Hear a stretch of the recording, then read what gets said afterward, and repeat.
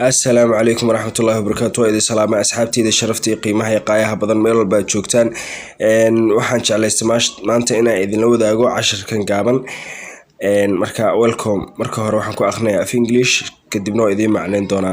Honestly, I don't have time to hate people who hate me because I'm too busy loving people who love me. taasoo macnaheedu uu tahay honestly daacadnimo.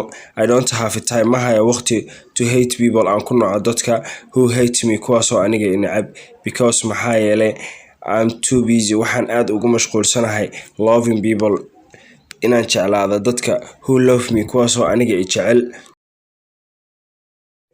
sidoo kale arday sida halkan uga jeedaan ninkan jaran badan ayuu ku taagan yahay darbigaas gaaban wuxuu kari laayahay inuu wax ka dambeeyo oo arko soo marka oraahdan yara iyadana ku qoran sawirkan idin la jeclaaday. It doesn't matter how many resources you have. It doesn't matter wax macna ma yeelanayso how many resources you have agabka aad haysato if you don't know hadii aad garaneyn how to use them sida loo isticmaalo.